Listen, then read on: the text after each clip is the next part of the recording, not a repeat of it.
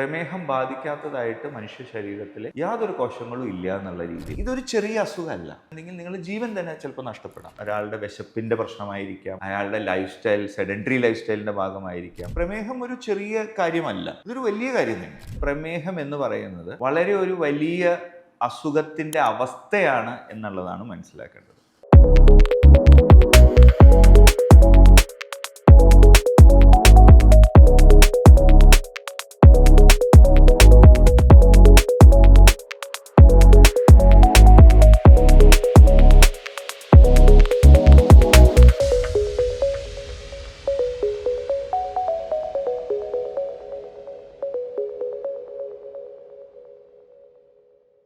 Diabetes എന്ന് പറയുന്നത് ഒരു നിശബ്ദ കൊലയാളിയാണ്. നമ്മുടെ ശരീരത്തിലുള്ള ഓരോ ഓർഗനെയും അഫക്റ്റ് ചെയ്യാനും നശിപ്പിക്കാനും കഴിവുള്ള ഒരു നിശബ്ദ കൊലയാളി. നമുക്ക് ഡോക്ടർ രാകേഷിൽ നിന്ന് അറിയാം more about diabetes. Hi doctor. നമസ്കാരം. പലപ്പോഴും പ്രമേഹം അല്ലെങ്കിൽ ഡയബറ്റീസ് എന്ന അവസ്ഥയെ പൊതുജനം ഒരു ലഘൂകരിച്ചിട്ടുള്ള രീതിയിലാണ്, ഒരു ലാഘവത്തോടു കൂടിയാണ് കാണുക. ഡയബറ്റീസിൽ നമ്മൾ മനസ്സിലാക്കുന്നു, ഷുഗർ ലെവൽസ്, ഗ്ലൂക്കോസ് ലെവൽസ് കൂടുന്നു, എന്തൊക്കെയോ മരുന്ന് കഴിക്കണം, കുറച്ച് ഭക്ഷണ നിയന്ത്രണം വേണം, ഇങ്ങനെയൊക്കെയാണ്. കുറേയൊക്കെ ഫാമിലി ഹിസ്റ്ററി ആയിട്ട് കണക്റ്റഡ് ആണ്. ഇങ്ങനെയൊക്കെയാണ് ആൾക്കാരുടെ ചിന്തകൾ കിടക്കുന്നത്. ഇതിൽ നിന്നൊക്കെ മാറിയിട്ട് പ്രമേഹം എന്ന് പറയുന്നത് വളരെ ഒരു വലിയ അസുഖത്തിൻ്റെ അവസ്ഥയാണ് എന്നുള്ളതാണ് മനസ്സിലാക്കേണ്ടത്.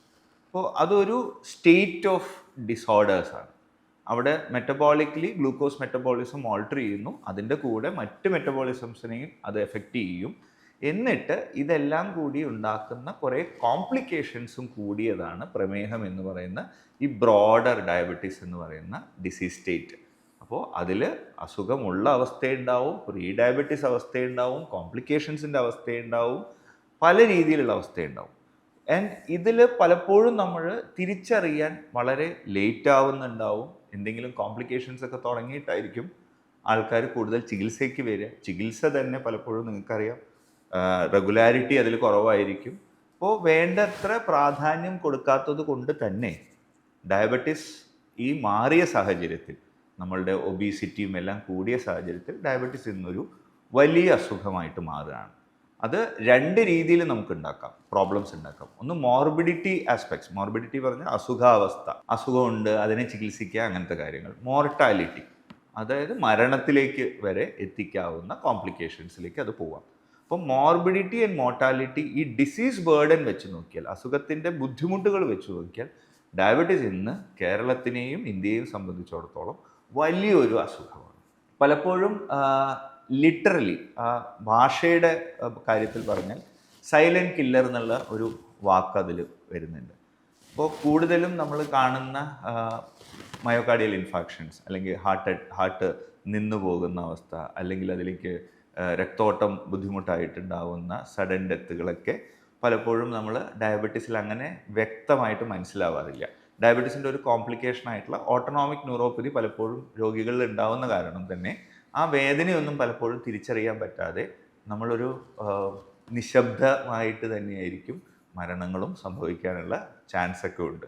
അതുകൊണ്ട് ഒരു വാക്കായിട്ട് ഉപയോഗിക്കുകയാണെങ്കിൽ പോലും അർത്ഥവത്തായിട്ടുള്ള ഒരു കാര്യമാണ് ഡയബറ്റീസ് എന്ന് പറയുന്നത്. ഒരു നിശബ്ദനായ കൊള്ളയാളിയാണ്. ഇങ്ങനെയുള്ള ഡയബറ്റീസ് അഫിലിയേറ്റഡ് ആയിട്ടുള്ള അസുഖങ്ങളിൽ കോമൺ ആയിട്ട് കാണുന്ന ഏതൊക്കെയായിരിക്കും? ഡയബറ്റീസ് ഒരു സ്പെക്ട്രമാണ്. അതായത് നമ്മൾ എന്താണ് ഇവിടെ സംഭവിക്കുന്നത് എന്നുള്ളത് ഡയബറ്റീസിൻ്റെ ഒരു സ്റ്റേജിൽ എടുക്കുകയാണെങ്കിൽ നമുക്ക് ഡയബറ്റീസിനെ ഒരു ബ്രോഡർ അംബ്രല്ലയിലാണ്, വലിയൊരു കുടക്കീഴിലാണ് നമ്മളത് കൊണ്ടുവരാൻ നോക്കുന്നത്.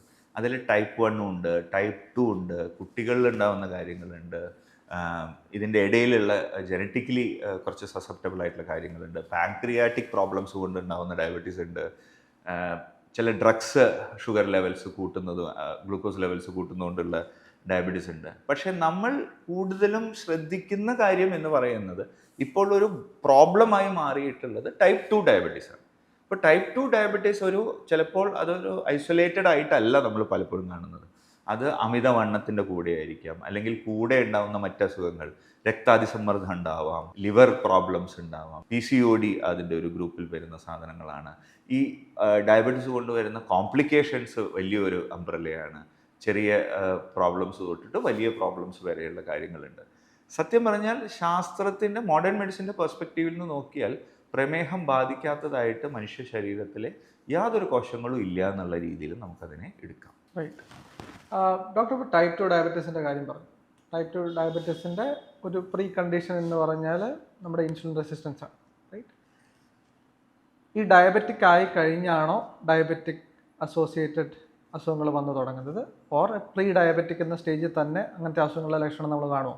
പ്രീ ഡയബറ്റീസ് പലപ്പോഴും നമ്മൾ അതിൻ്റെ ഒരു ട്രാൻസിഷണൽ സ്റ്റേജാണ്.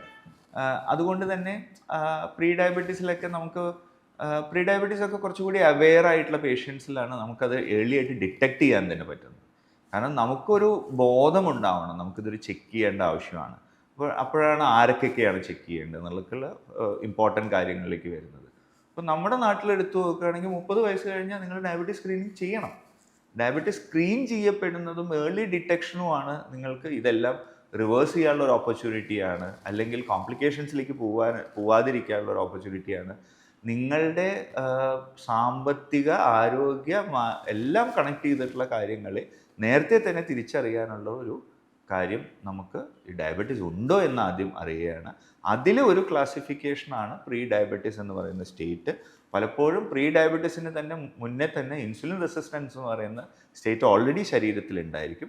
പ്രീ ഡയബറ്റീസ് പലപ്പോഴും ഒരു വാർണിംഗ് സ്റ്റേജ് ആയിട്ട് നമുക്ക് അതിനെ എടുക്കുകയാണ് നല്ലത്. പലപ്പോഴും പ്രമേഹത്തിൻ്റെ ചികിത്സ ഒരു യൂണി ഡയറക്ഷനിലല്ല, ഇത് കുറച്ചുകൂടി ബ്രോഡറാണ്. അപ്പോൾ അതൊരു ഭക്ഷണക്രമത്തിൻ്റെ, ഒരാളുടെ വിശപ്പിൻ്റെ പ്രശ്നമായിരിക്കാം, അയാളുടെ ലൈഫ് സ്റ്റൈൽ സെഡൻറ്ററി ലൈഫ് സ്റ്റൈലിൻ്റെ ഭാഗമായിരിക്കാം, അല്ലെങ്കിൽ അയാൾക്ക് ഫാമിലി ഹിസ്റ്ററി ഭയങ്കര സ്ട്രോങ് ആയിരിക്കാം, ഓർ അയാൾ വളരെ സ്ട്രെസ്ഫുള്ളായിട്ട് പോകുന്ന ഒരാളായിരിക്കാം, അയാൾക്ക് ഉറങ്ങാൻ പറ്റാത്ത ഒരാളായിരിക്കാം, അല്ലെങ്കിൽ അയാൾ മൾട്ടിപ്പിൾ ഡ്രഗ്സ് കഴിക്കുന്ന ആളായിരിക്കാം. നമ്മളതിൻ്റെ കോസുകളെ മുന്നോട്ട് മനസ്സിലാക്കിയിട്ട് തന്നെയാണ് ഇതൊരു കോംപ്രിഹെൻസീവായിട്ട് ചികിത്സ തേടേണ്ട ഒരു അസുഖമായിട്ടാണ് പ്രമേഹം മാറുന്നത്. പ്രമേഹം നേരിട്ട് ഉണ്ടാക്കുന്ന പ്രശ്നങ്ങളെക്കാൾ കൂടുതലാണ് പ്രമേഹം കൊണ്ടുള്ള കോംപ്ലിക്കേഷൻസിൽ നമുക്ക് ഉണ്ടാവുന്നത്. അപ്പോൾ ഒരുപാട് കോംപ്ലിക്കേഷൻസ് ഉണ്ട്. നിങ്ങൾ സ്വയം ഈ അസുഖത്തിൻ്റെ പ്രാധാന്യം മനസ്സിലാക്കാതെ എത്രത്തോളം ആൾക്കാർ നിങ്ങളിൽ ഇൻഫ്ലുവൻസ് ചെയ്താലും ഈ അസുഖം നിങ്ങളെ കൂടുതൽ ബുദ്ധിമുട്ടിലേക്ക് കൊണ്ടുപോകും. എങ്ങനെ? നിങ്ങളതിന് ആവശ്യമായ പ്രാധാന്യം കൊടുത്തിട്ടില്ല.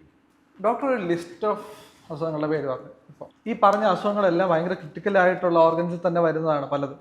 Right from your brain to your heart to your lungs to your kidneys. If it is starting because you are diabetic എന്നുള്ളതാണെങ്കിൽ എങ്ങനെ നമുക്കത് പരിഹരിക്കാൻ പറ്റും? എങ്ങനെ നമുക്ക് അണ്ടർസ്റ്റാൻഡ് ചെയ്യാൻ പറ്റും? ആൾക്കാർക്ക് എങ്ങനെ അത് മനസ്സിലാവും? അതായത് നമ്മൾ എങ്ങനെയാണ് ഡയബറ്റീസിൻ്റെ കോംപ്ലിക്കേഷൻസിനെ ഏർലി ആയിട്ട് മനസ്സിലാക്കുന്നത്, അല്ലെങ്കിൽ ഈ നമ്മൾക്ക് ഉണ്ടാവുന്ന ലക്ഷണങ്ങൾ പലതും ഡയബറ്റീസിനായിട്ട് കണക്റ്റഡ് ആണോ, ഇതാണ് നമുക്ക് അറിയേണ്ടത്. അപ്പോൾ ബേസിക്കലി നമ്മൾ പ്രമേഹത്തിനെ ഡയഗ്നോസ് ചെയ്താൽ എത്ര കാലമായിട്ട് ഈ അസുഖമുണ്ടെന്നും എത്രത്തോളം തീവ്രമാണ് ഈ അസുഖം അത് മനസ്സിലാക്കാൻ നമുക്ക് പല പാരാമീറ്റേഴ്സും ഉണ്ട്. അപ്പോൾ അതിൻ്റെ കൂടെ തന്നെ നമ്മൾ മറ്റ് പാരാമീറ്റേഴ്സും കൂടി അസസ് ചെയ്യും. ദെൻ ഇയർലി, അല്ലെങ്കിൽ ചില കാര്യങ്ങൾക്ക് ഇപ്പോൾ നമുക്ക് ഇയർലി ചെയ്യേണ്ട ചെക്കപ്പുകൾ ഉണ്ടാവും, 3 വർഷം കൂടുമ്പോൾ ചെയ്യേണ്ട കാര്യങ്ങളുണ്ടാവും. ഇതെല്ലാം നമ്മൾ കോംപ്ലിക്കേഷൻസിനെ സ്ക്രീൻ ചെയ്യും. അപ്പോൾ നിങ്ങൾ ഡയബറ്റീസ് എസ്റ്റാബ്ലിഷ്ഡ് ആയിട്ടുള്ള ഒരു അസുഖം നിങ്ങൾക്ക് നിർണ്ണയിക്കാവുന്ന രീതിയിൽ ഡയബറ്റീസ് എന്ന് ഡയഗ്നോസ് ചെയ്യപ്പെട്ടാൽ അതിനുശേഷം നിങ്ങൾ ഓരോ കൊല്ലവും നിങ്ങൾ പല സ്ക്രീനിങ്ങിനും വിധേയരാകുന്നുണ്ട്. ലൈക്ക് എന്താ എക്സാമ്പിൾ പറയാ, നിങ്ങൾ ഇയർലി ഒരു ഒഫ്താൽമോളജിസ്റ്റിനെ കാണേണ്ട ആവശ്യമുണ്ട്, കണ്ണിൻ്റെ ഡോക്ടറെ കാണേണ്ട ആവശ്യമുണ്ട്. നിങ്ങൾക്ക് ഡയബറ്റിക് റെറ്റിനോപ്പതിയുടെ എന്തെങ്കിലും ഏർലി സൈൻസ് ഉണ്ടോ നോക്കേണ്ട ആവശ്യമുണ്ട്. വർഷത്തിൽ ചിലപ്പോൾ യൂറിൻ ആൽബുമിൻ ക്രിയാറ്റിനിൻ റേഷ്യോ നോക്കുന്നുണ്ടായിരിക്കാം. അപ്പോൾ നിങ്ങൾ അവിടെ പ്രോട്ടീനൂറിയ എന്ന് പറയുന്ന ഒരു ഏർലി സ്റ്റേജ്, അല്ലെങ്കിൽ റീനൽ ക്രോണിക് കിഡ്നി ഡിസീസിൻ്റെ ഏർലി സ്റ്റേജിലൂടെ പോവുകയാണോ നോക്കുന്നുണ്ടാവും. നിങ്ങൾ ചിലപ്പോൾ ലിവർ ഫങ്ഷൻ ചെക്ക് ചെയ്യുന്നുണ്ടാവും. നിങ്ങൾക്ക് അവിടെ ഡയബറ്റീസ് റിലേറ്റഡ് ആയിട്ടോ അല്ലെങ്കിൽ നോൺ ആൽക്കഹോളിക് ആയിട്ടോ എന്തെങ്കിലും ഫാറ്റി ലിവർ ആസ്പെക്ട്സ് അവിടെ നടക്കുന്നുണ്ടോ എന്ന് മനസ്സിലാക്കുന്നുണ്ടാവും. ആൻഡ് ചിലപ്പോൾ നിങ്ങൾ കാലിലും കയ്യിലും ഒക്കെ നിങ്ങൾ സംവേദനങ്ങൾ, അതായത് നിങ്ങളുടെ സെൻസ് ഓർഗൻസ് കറക്റ്റായിട്ട് വർക്ക് ചെയ്യുന്നുണ്ടോ, നിങ്ങൾക്ക് തരിപ്പുണ്ടോ, ഓൾട്ടേർഡ് സെൻസേഷൻസ് ഉണ്ടോ, ഇതെല്ലാം നമ്മൾ സ്ക്രീൻ ചെയ്യുന്നുണ്ടോ. So it's A comprehensive progressive screening എല്ലാം ഇതിനാവശ്യമാണ്. അതുകൊണ്ട് തന്നെയാണ് നമ്മളിപ്പോൾ ആലോചിച്ച് നോക്കൂ, ഇതൊരു ചെറിയ അസുഖമല്ല. ഇതിൻ്റെ കോംപ്ലിക്കേഷൻസ് എന്തൊക്കെയാണ്? ഒന്ന് കിഡ്നി ഫെയിലിയറാണ്. ഓക്കെ. ഇപ്പോൾ കിഡ്നി ഫെയിലിയർ എന്ന് പറയുന്നത് നിങ്ങൾക്ക് ഭയങ്കര ബുദ്ധിമുട്ടുള്ള കാര്യമാണ്. നിങ്ങൾ ക്രോണിക് ഡയാലിസിസിലേക്ക് പോകണം, നിങ്ങളുടെ ഡേ ടു ഡേ ആക്ടിവിറ്റീസ് മാറും. ദെൻ നിങ്ങൾക്ക് ഇപ്പോൾ മൈക്രോവാസ്കുലർ ഡിസീസ് പ്രോബ്ലംസ് ആണ്, അല്ലെങ്കിൽ വലിയ രക്തക്കുഴലുകളിലുള്ള പ്രശ്നങ്ങളാണ്, വലിയ പ്രോബ്ലംസ് ആണ് എന്നുണ്ടെങ്കിൽ നിങ്ങളുടെ ജീവൻ തന്നെ ചിലപ്പോൾ നഷ്ടപ്പെടാം.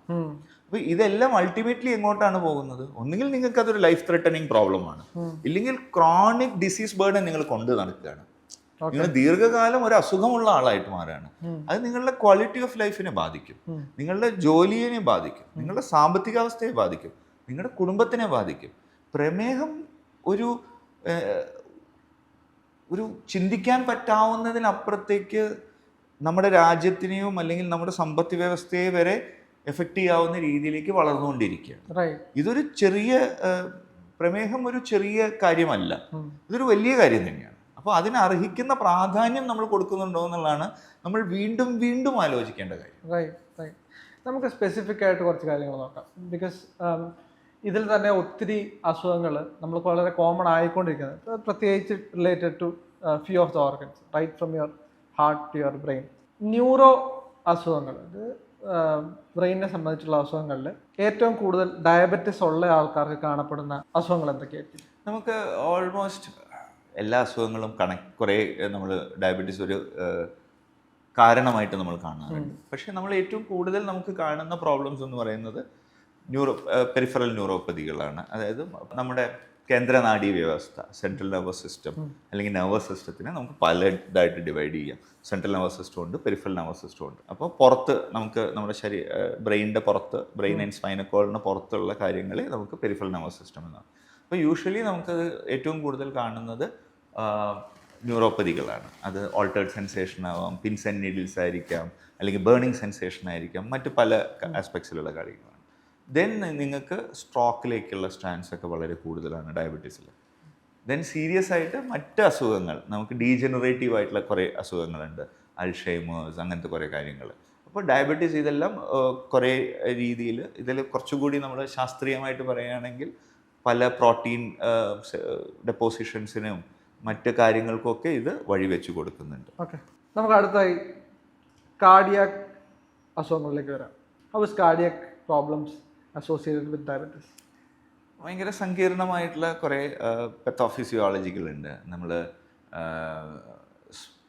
സ്മോൾ മോളിക്യൂൾ LDLകൾ, ഇത് രക്തധമനികളുടെയൊക്കെ അവരുടെ ആവരണം എൻഡോത്തീലിയം അവിടെ പോയിട്ട് പ്രോബ്ലംസ് ഉണ്ടാക്കുന്നു.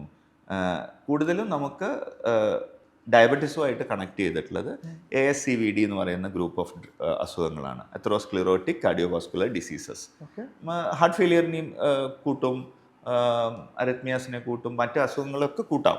പക്ഷേ ഏറ്റവും കൂടുതൽ നമ്മൾ കാണുന്നത് അത്രോസ്ക്ലിറോട്ടിക് കാർഡിയോവാസ്കുലർ ഡിസീസസിൻ്റെ കാര്യങ്ങളാണ്. അപ്പോൾ അതിൽ നമുക്ക് രണ്ടും വരാം. നമുക്ക് എന്താ പറയുക, ഹൃദ്രോഗം, ഹൃദയത്തിലേക്കുള്ള രക്തധമനികളിൽ ഉണ്ടാകുന്ന പ്രശ്നങ്ങൾ കൊണ്ടുണ്ടാവുന്ന കാര്യങ്ങളും ഉണ്ടാവാം, സ്ട്രോക്കും ഉണ്ടാവും. ഏറ്റവും കൂടുതലായിട്ട് ഡയബറ്റീസിൽ നമ്മൾ കാണുന്നത് ഇത്തരം അസുഖങ്ങളാണ്. ഇപ്പം കൂടി വരുന്നതും അതാണ്.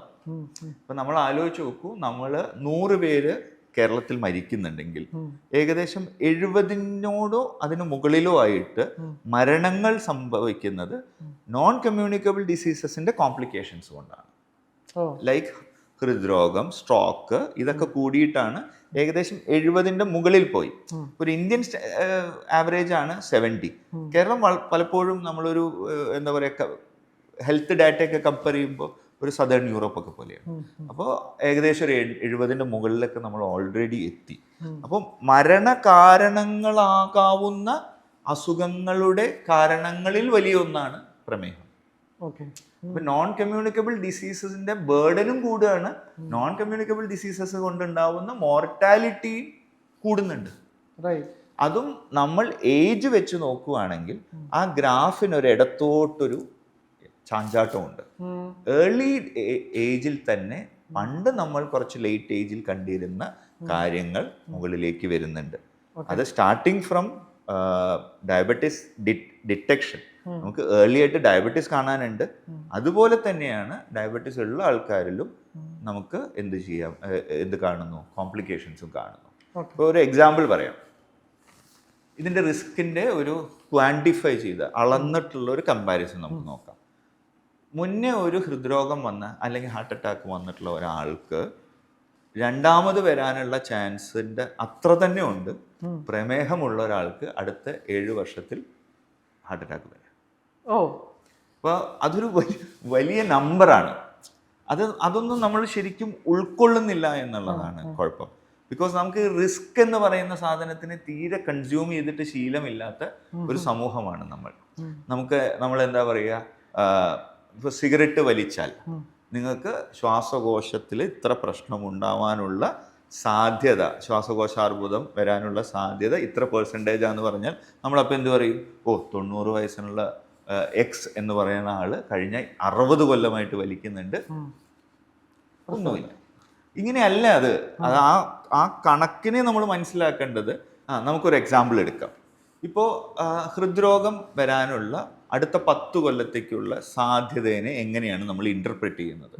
ഇപ്പോൾ ഒരു റിസ്ക് സ്കോറിങ് എടുക്കാമെന്ന് വിചാരിക്കുക. ഇപ്പോൾ ഒരു എക്സാമ്പിൾ പറയാം. ഫ്രാമിംഗ്ഹാം സ്കോർ ഉണ്ടാവാം, മറ്റേ CVD സ്കോർ ഉണ്ടാവാം, അല്ലെങ്കിൽ ക്യൂ റിസ്ക്. ഇതൊക്കെ ഈ കാർഡിയോവാസ്കുലർ ഡിസീസ് വരാനുള്ള റിസ്കിനെ മനസ്സിലാക്കാനുള്ള സ്കോറിംഗ് സിസ്റ്റംസ് ആണ്. ലോകത്ത് പഠനവിധേയമായിട്ടുള്ള സിസ്റ്റംസ് ആണ്. അപ്പോൾ ഇതിൽ ഞാനും ഡേവിസും ഉണ്ട്. നമ്മൾ ഒരേ ഏജിലുള്ള, ഒരേ ജെൻഡറിലുള്ള, ഒരേ ജോഗ്രഫി എന്നുള്ള ആളാണ്. അപ്പോൾ എനിക്ക് 18% റിസ്ക് എങ്കിൽ അടുത്ത 10 വർഷത്തേക്ക് ഒരു മയോകാർഡിയൽ ഇൻഫാക്ഷൻ അല്ലെങ്കിൽ ഹാർട്ട് അറ്റാക്ക് വരാനുള്ള ചാൻസ് എങ്കിൽ അതെന്താണ് പറയുന്നത്? എൻ്റെ അതേ പ്രായത്തിലും അതേ ജെൻഡറിലുമുള്ള കമ്പാരറ്ററിനേക്കാൾ 18% ചാൻസ് കൂടുതലാണ് എനിക്ക് 10 കൊല്ലത്തിനുള്ളിൽ ഇത് വരുന്നത്. അപ്പോൾ ഇത് മനസ്സിലാവണം. ഇതൊരു മാൻഡേറ്ററിലി വരും എന്നല്ല പറയുന്നത്. നിങ്ങൾ ആ പ്രോബബിലിറ്റിയിലുള്ള ആളാണ്. അതിനനുസരിച്ച് നിങ്ങൾ ആ റിസ്കിനെ കുറയ്ക്കാൻ ശ്രമിക്കണം. ഇവിടെ അങ്ങനെയല്ല. റിസ്ക് എന്ന് പറയുന്നത് ഒരു 18% റിസ്ക് ഉണ്ട് എന്ന് പറയുന്നത് 0 റിസ്കിൻ പോലെയാണ് നമ്മൾ കൺസ്യൂം ചെയ്യുന്നത്. ആ ഇൻഫർമേഷനെ കൺസ്യൂം ചെയ്യുന്നത്. അപ്പോൾ റിസ്ക് അല്ലെങ്കിൽ വരാനുള്ള സാധ്യതയെ നമുക്ക് തള്ളിക്കളയാൻ ആവില്ല. റൈറ്റ്.